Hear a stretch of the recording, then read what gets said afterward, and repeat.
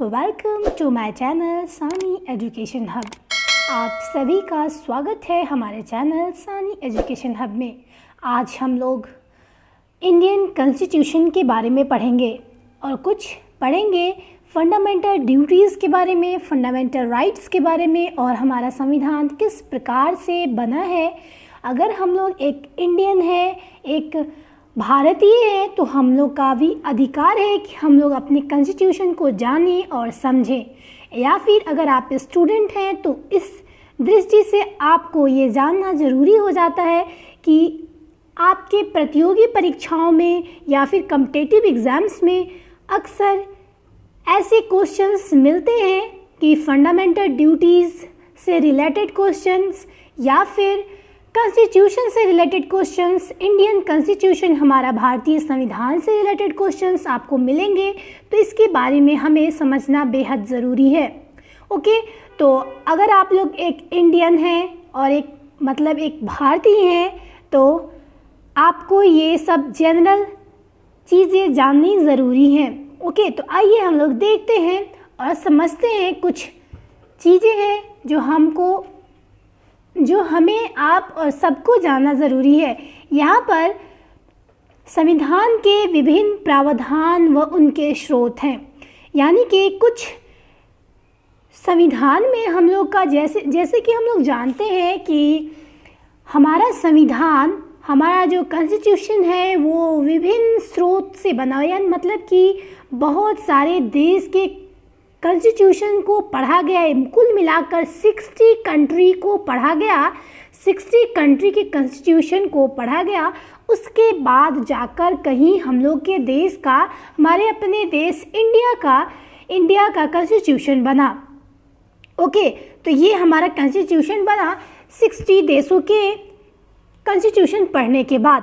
तो इसका मतलब है कि अगर इतने देशों का हम लोग पढ़ें तो इसमें से कुछ न कुछ सब हम लोग कैरी किए, उसमें से लिए हम लोग। तो पहला हमारा यहाँ पर मैंने लिखा है, कुछ टॉपिक मैंने बनाया है, कुछ वन लाइनर टाइप में क्वेश्चंस बनाया है और उसको हम लोग जो बेसिक चीज़ें हैं जो हम लोग जनरल ज़रूरी भी हो जाता है हमें समझने के लिए, और अगर आप कॉम्पिटिटिव लेवल से तैयारी भी कर रहे हैं किसी एग्ज़ाम्स की तो उसके लिए भी बेहद ज़रूरी है। ओके, तो यहाँ पर हम लोगों ने, मेरा पहला क्वेश्चन है, हम लोग देखते हैं भारतीय संविधान में मौलिक कर्तव्य यानी कि फंडामेंटल ड्यूटीज़ का विचार किस देश के संविधान से लिया गया। जो हमारा फंडामेंटल ड्यूटीज़ है एक तरीके से फंडामेंटल राइट्स भी है, तो उसको किस देश के संविधान से लिया गया है, तो यहाँ पर है रूस के संविधान से लिया गया है। ओके, एक और है नेक्स्ट क्वेश्चन हम लोग आते हैं। यहाँ पर जो मैंने बनाया है, यहाँ पर है हमारा भारतीय संविधान में राज्य के नीति निर्देशक तत्वों, directive principle of state policy यानी कि DPSP, ये हम लोगों का कुछ बहुत ही ज़्यादा इम्पॉर्टेंट है क्योंकि इससे रिलेटेड क्वेश्चंस अक्सर एग्ज़ाम्स में आते हैं। तो यहाँ पर हम लोग पूरे क्वेश्चन करते हैं कि संकल्पना किस देश के संविधान से प्रेरित है, यानी कि किसी और देश के संविधान से हमारे जो संविधान निर्माता थे वो प्रेरित होकर हम लोग के अपने देश में ये कॉन्स्टिट्यूशन बनाए। तो कौन सा ऐसा देश था जिससे हम लोग के संविधान निर्माता जो थे वो प्रेरित हुए। तो क्या है हमारा आंसर? हमारा आंसर हो जाएगा आयरलैंड। क्या हमारा आंसर है? Ireland. Okay, it is our right answer. नीति निर्देशक तत्व जो directive principle of state policy है, ये आर्टिकल नंबर 36 से लेकर 51 आर्टिकल तक है। ओके, तो इसका जो मेन उद्देश्य है, इसका क्या उद्देश्य है? तो इसका उद्देश्य है सामाजिक तथा आर्थिक लोकतंत्र की स्थापना करना, यानी कि जो समाज कल्याण वगैरह है तो इसकी स्थापना, आर्थिक लोकतंत्र की स्थापना करना है। ओके, तो यहाँ पे हम लोग नेक्स्ट क्वेश्चन पे आते हैं। यहाँ पर है हमारा भारतीय संविधान की प्रस्तावना में सम्मिलित स्वतंत्रता, समानता एवं बंधुत्व का सिद्धांत, principle of liberty, equality and fraternity किस देश से लिया गया है? तो किस देश से लिया गया है? फ्रांस से लिया गया है। ओके, यहाँ पर फिर हम लोग देखेंगे यहाँ हम लोग का हमारा नेक्स्ट है, भारत में न्यायिक पुनरावलोकन जुडिशियल रिव्यू की संकल्पना किस देश के संविधान से लिया गया है? तो संयुक्त राज्य अमेरिका से लिया गया है। कहाँ से? तो संयुक्त राज्य अमेरिका से लिया गया है। ओके, तो यहाँ पर फिर लोग नेक्स्ट पे आते हैं कि जो जुडिशियल रिव्यू का मतलब होता है कि जो भी जुडिशियल वर्क होते हैं वो उसकी संकल्पना किस देश से प्रेरित होकर लिया गया? तो संयुक्त राज्य अमेरिका यानी कि USA, United state of America जो है वहाँ से लिया गया। ओके, तो यहाँ पर फिर हम लोग देखेंगे, आगे बढ़ेंगे और फिर देखते हैं यहाँ पर कि है हमारा भारतीय संविधान में संवैधानिक संशोधन यानी कॉन्स्टिट्यूशनल अमेंडमेंट का प्रावधान किस देश से लिया गया? तो ये लिया गया था दक्षिण अफ्रीका यानी कि साउथ अफ्रीका से लिया गया था। उसके बाद फिर हमारा नेक्स्ट है, भारत के संविधान में सम्मिलित आपातकालीन उपबंध यानी कि इमरजेंसी प्रोविज़न किस देश की संविधान से प्रेरित है? किस देश के संविधान से प्रेरित है?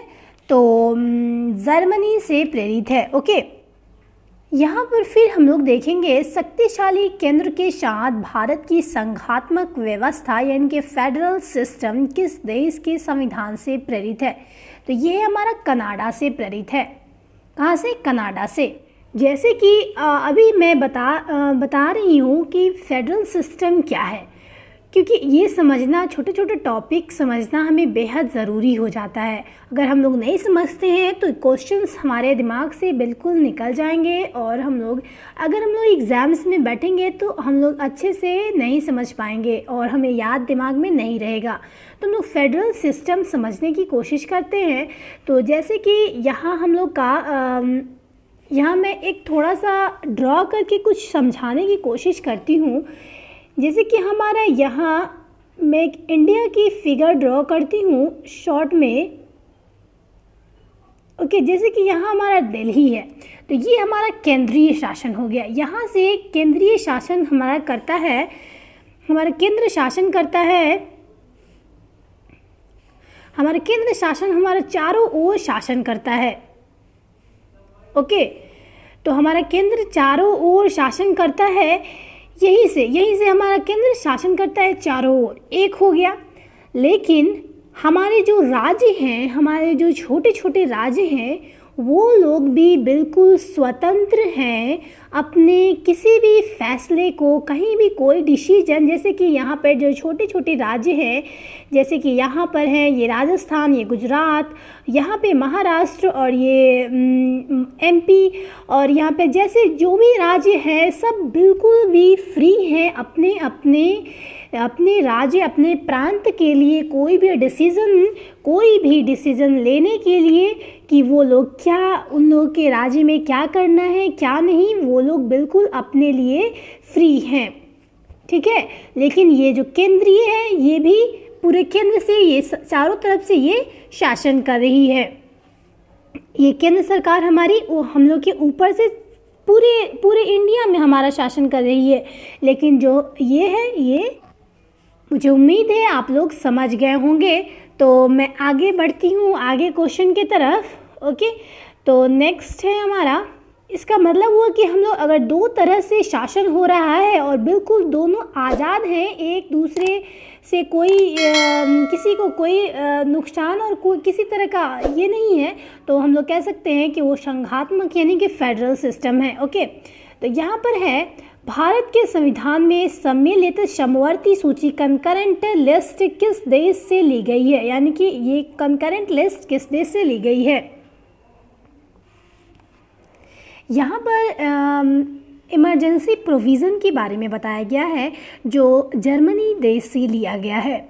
तो इमरजेंसी प्रोविज़न तीन तरह के मुख्यतः होते हैं, जो नेशनल इमरजेंसी 352 में आता है और स्टेट इमरजेंसी 356 आर्टिकल के अंतर्गत आता है, और वित्तीय आपात यानी कि जिसको हम लोग बोलते हैं फाइनेंशियल इमरजेंसी 360 इसके अंतर्गत आता है। जो ये सब कौन लगाते हैं? तो राष्ट्रपति लगाते हैं। इसके बारे में और अच्छे से हम लोग नेक्स्ट दूसरे वीडियो में हम लोग अच्छे से पढ़ेंगे।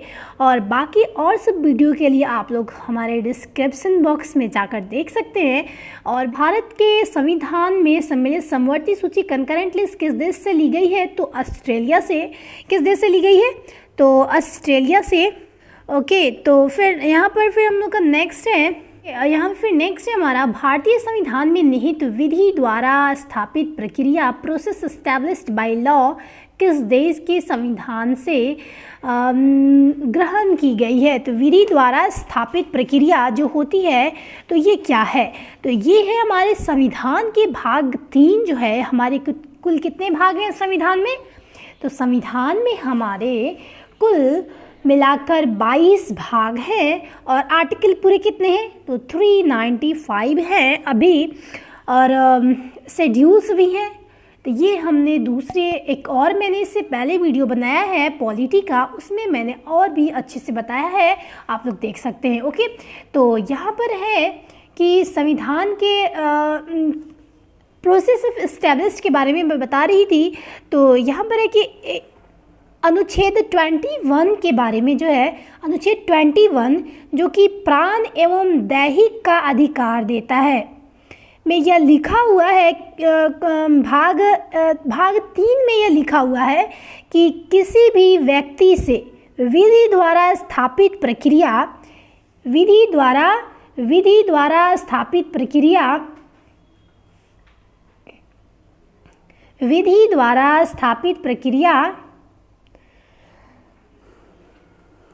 द्वारा ही प्राण एवं दैहिक स्वतंत्रता का अधिकार छीना जा सकता है। मतलब किसी से भी प्राण और दैहिक स्वतंत्रता यानी जीने का अधिकार नहीं छीना जा सकता है। ये लिया गया है जापान से।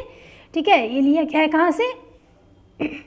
जापान से लिया गया है। ओके, यहाँ पर फिर हम लोग देखेंगे नेक्स्ट। यहाँ पे क्वेश्चन है हमारा, भारतीय संविधान में संसदीय विशेषाधिकार यानी कि पार्लियामेंट प्रिविलेज की संकल्पना किस देश के संविधान पर आधारित है? तो ये है ब्रिटेन के। यानी कि पार्लियामेंट यानी कि संसद में जाकर बोलना, उसमें हिस्सा लेना, क्वेश्चंस अरेज करना, पूछना, क्वेश्चंस अराइज करना, और ये सब जो होते हैं ये सब करना कहाँ से लिया गया है? तो ब्रिटेन से। तो भारत के संविधान में सम्मिलित मूल अधिकार फंडामेंटल राइट किस देश के संविधान प्रावधानों से प्रेरित है? तो किस देश के? तो संयुक्त राज्य अमेरिका के। वीडियो बहुत बड़ा बन जा रहा है तो मैं इसको छोटा कर रही हूँ। तो आप लोग वीडियो को ज़रूर देखें। और यहाँ तक देखने के लिए धन्यवाद, बहुत बहुत थैंक यू सो मच आप लोगों का। और प्लीज़ हमारे वीडियो को लाइक और शेयर ज़रूर करें और सब्सक्राइब करना भी नहीं भूलें। और आप लोग नेक्स्ट वीडियो भी ज़रूर देख लेंगे। और ये वीडियो पार्ट 1 है और पार्ट 2 नेक्स्ट आएगा। Okay, thank you so much.